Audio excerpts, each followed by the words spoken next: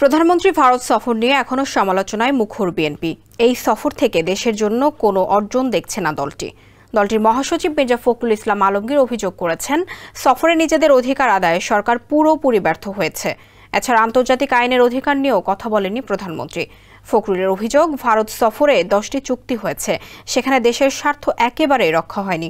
বিএনপির এই বক্তব্য নিয়ে অবশেষে সরকারের তরফ থেকে মুখ খুলেছেন পররাষ্ট্রমন্ত্রী ডক্টর হাসান মাহমুদ। বলেছেন, চুক্তির বিষয়ে বিএনপির মিথ্যার আশ্রয় নিয়েছে। মাহমুদ সোহেলের রিপোর্টে দেখুন বিস্তারিত।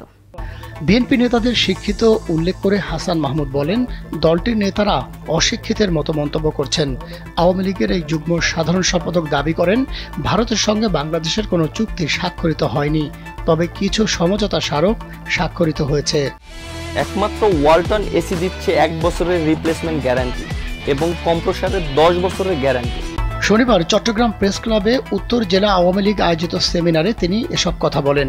প্রতিটি সমঝোতা স্বাক্ষর দেশের মানুষের স্বার্থে করা হয়েছে উল্লেখ করে ডক্টর হাসান মাহমুদ বলেন, ফখরুল ইসলাম আলমগীর নাকি ঢাকা কলেজে পড়াতেন। মঈন খানও শিক্ষিত, আরও বেশ কয়েকজন শিক্ষিত মানুষ কেন অশিক্ষিতের মতো কথা বলছে সেটা বোধগম্য নয়। কেন তারা চুক্তি আর সমঝোতা স্মারকের মধ্যকার পার্থক্য বুঝতে পারছেন না। হাসান মাহমুদ আরো বলেন, আমরা কানেক্টিভিটি বাড়াতে চাচ্ছি, এজন্য ঢাকা কলকাতা ট্রেন চালু হয়েছে। আরও আগে থেকেই খুলনা কলকাতা ট্রেন চালু আছে। দিনাজপুর শিলিগুড়ি ট্রেন চালু হয়েছে। আখাউড়া দিয়ে ট্রেন চালু হওয়ার সব প্রস্তুতি সম্পন্ন।